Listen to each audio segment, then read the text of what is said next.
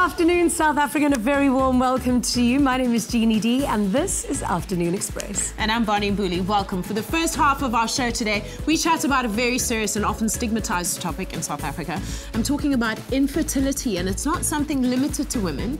And anyone who's found themselves unable to conceive a child will know how tough it can be to deal with. Family can put pressure on couples to have kids, and this can cause quite a lot of psychological stress. We also look at a new online animated video series, and it's aimed at teens, and it tackles the tough questions that young people have about changing their bodies and sexuality.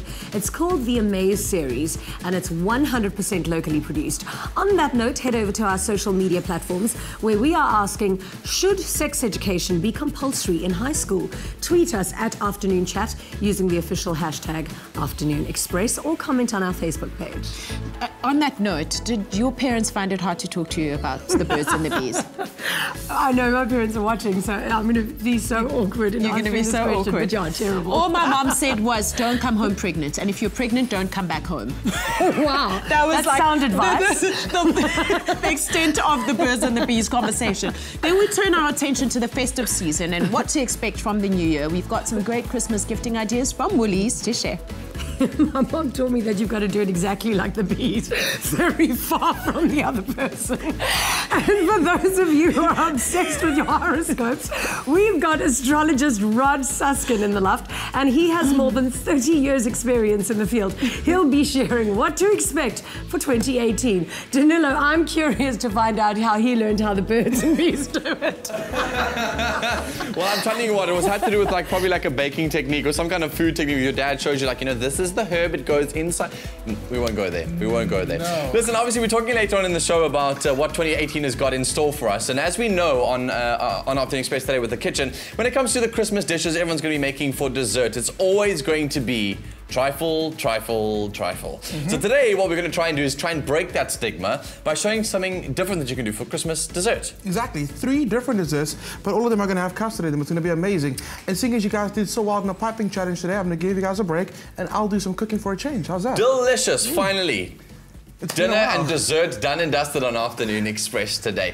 Now, listen, also, don't forget, there is your chance to win with the Clicks Advent Calendar giveaway. What we've got is still 5 more prizes to be given away. So make sure you've saved our number, 021-430-9881. Keep it on speed dial, because the minute I say the command, our lines will officially open. They're closed right now, by the way, but they will open when I give the command. And you call into the show live, and the first person to get through chooses a box, and underneath that box is a prize worth 3,000 Rand. So make sure you stay tuned to the end of the show to find out when that command will be given. Call in live and the winner could be you. Now, we're starting the show off today with a very serious topic, as Bonnie did mention. Infertility is often misunderstood, and if you or your partner try for a child and are unable to conceive, it doesn't automatically mean that one of you is infertile. Infertility is defined when you are unable to fall pregnant despite having carefully timed unprotected sex for at least a year. Now, it's very important to understand the difference. The stigma surrounding infertility is still very high in South Africa, and there can be a lot of psychological trauma attached to it, especially when friends and family start asking questions. So we're joined today by infertility expert Lizaan van Wart. The Clicks Advent Calendar on Afternoon Express has 36,000 Rands worth of prizes to be won to make your Christmas wishes come true. Among the prizes we've given away, there's been a delicious hamper of fine chocolates and confectionery, as well as a sorbet product hamper. But the joy continues with a collection of Gents Fine fragrances and a Claire's accessories hamper, still up for grabs. Don't miss your chance to win with the hashtag Clicks Christmas and Afternoon Express, 4 p.m. on SABC3.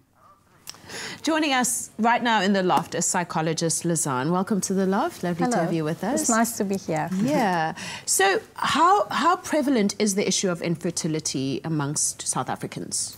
I think to start off, 1 out of 6 couples in the world struggle to fall pregnant. And in Africa, it's 1 out of 3. So we're much higher to compare to the rest of the world. Why? It could be because of infection disease, like HIV. So we quite a high risk for infertility. And we not always know it. We think it's easy to fall pregnant, but we're quite at risk for that, yes. Should women look at freezing their eggs when they're very young? If that's an option, yes. I think not all clinics in South Africa can do social freezing, but if you're the age of 35 before that, I think it's a very good option. If you're still not in a relationship and you desperately want children, or you know you want children, then that's a very good option, because if you're married later on, you can have your own biological child with your own eggs. Yeah. What are some of the psychological side effects that come with bearing the condition of being infertile?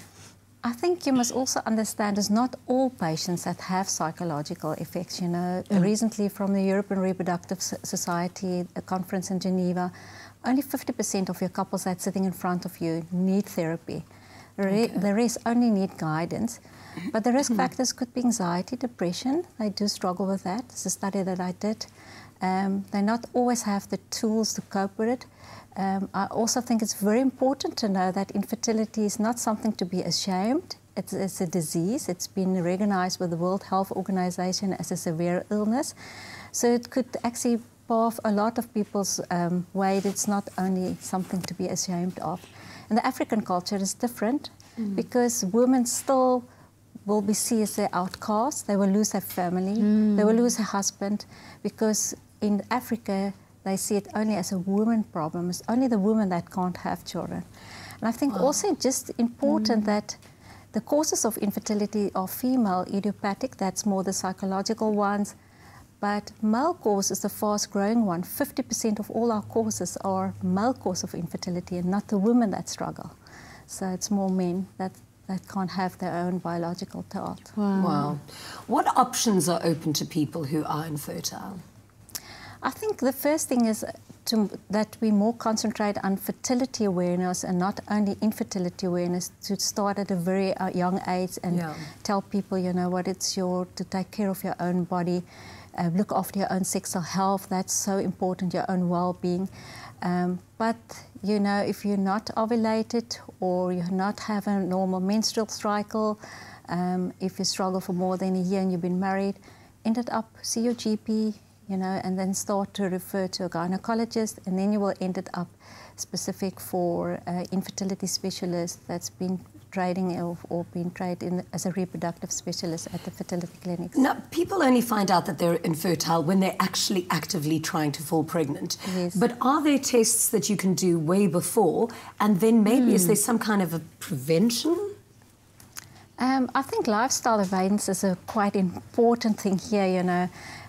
You ask me more medical questions and not the psychological ones, but I think stop smoking have a huge impact on the quality of eggs and on the sperm. Alcohol to have an impact.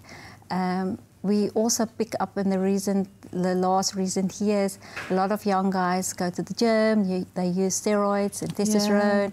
So there's a lot of things that your lifestyle events that we can change.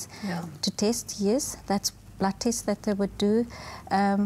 I'm from Stellenbosch, and it's quite amazing to see how the young students coming into the clinic these days to do a sperm test and see, you know, are they fertile or not. Wow. So there's definitely more awareness of my own fertility status. Now, with the holiday season coming up, a lot of us are going to be around our relatives, and obviously lots of anxieties and issues surround that sometimes, especially with women dealing with infertility or couples dealing with infertility. How can they perhaps ready themselves for those conversations in a way that leaves them feeling empowered and protected? Yeah, you see, holiday times is family time, and the year you sit with a couple that struggle to build their own family and they can't. So I think the first thing is you can set up your own boundaries. You can talk to your family, go forward, say, I've struggled to fall pregnant. Don't ask me so many questions. You know, I will talk about it when I'm ready to talk about it. Respect my feelings. I think it's so important to recognize your own feelings about it. Write it down, have a diary, go back and look at it narratively and see, you know, sometimes out of suffering, Viktor Frankl said, there's a meaning out of suffering, so something good could come out of that. So I think that's very important. Focus on you and as a couple, you know, on holiday times, go back to the core of your own relationship, enjoying each other, not trying to be sexual active to make a baby. Try to go to your own part. That's so important for our relationship. You can also get involved with, there's a lot of societies out with children on the streets and make big presents for them and get being part of that. that you feel you also been doing something for somebody else. Yeah. So. It's so interesting, though, because I've got so many friends who, when they were actively trying to fall pregnant, didn't. And then when they weren't stressed about falling pregnant, that's when they actually did. Yes, that's so, it's amazing. If you focus on something else, you know, and you're not always concentrating on the baby-making process. Yeah. Again here, try to do creative things. Start during this festival times, a lot of new business sometimes with the women start, you know. Focus on something else that's also very important for you. And exactly. Yeah. Thank you so much, Doctor. Thank you very much for chatting to us. So after the break, we're looking at a new online video series aimed at young teenagers that empowers young women through a sex education and learning to understand their changing bodies.